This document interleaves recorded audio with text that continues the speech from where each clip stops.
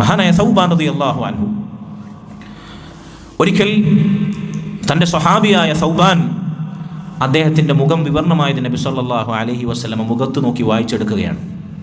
എന്തുപറ്റി സൗബാൻ എന്ന് നബി ചോദിക്കുകയാണ്. അദ്ദേഹത്തിന് അസുഖമോ മറ്റെന്തെങ്കിലും ശാരീരികമോ മാനസികമായോ പ്രയാസമോ നേരിട്ടതല്ല.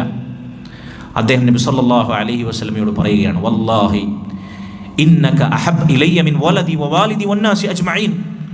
അല്ലാഹുവിൻ്റെ റസൂലേ, അല്ലാഹു സത്യം, എൻ്റെ മാതാപിതാക്കളെക്കാൾ എൻ്റെ സന്താനങ്ങളെക്കാൾ മറ്റേതു മനുഷ്യരെക്കാളും എനിക്ക് ഏറ്റവും പ്രിയപ്പെട്ടവൻ താങ്കളാണ്. വവല്ലാഹി ഇന്നി ലഅകൂനു ഫിൽ ബൈതി സുമ്മ അദ്കുറുക ഫല അസ്ബിർ ഹത്താ ആതി ഇലൈക ഫഅൻദുറു ഇലൈക.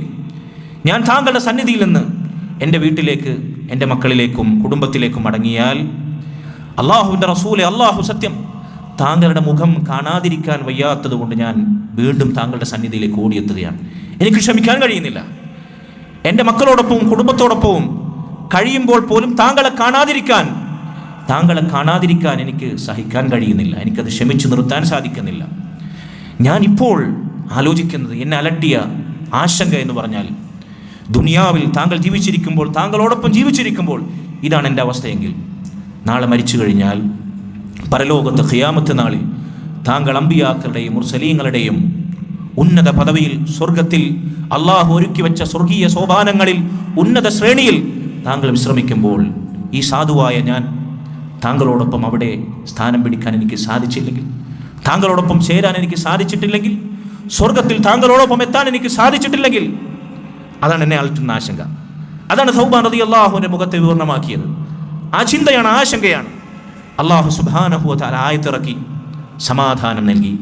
വമൻ യുതിഇല്ലാഹ വറസൂല ഫഉലൈക മഅല്ലദീന അൻഅമ അല്ലാഹു അലൈഹിം മിനൻ നബിയ്യീന വസ്സിദ്ദീഖീന വശുഹദാഇ വസ്സാലിഹീന വഹസുന ഉലൈക റഫീഖ. സൂറത്തുൻ നിസാഇൽ 69-ാമത്തെ ആയത്ത്.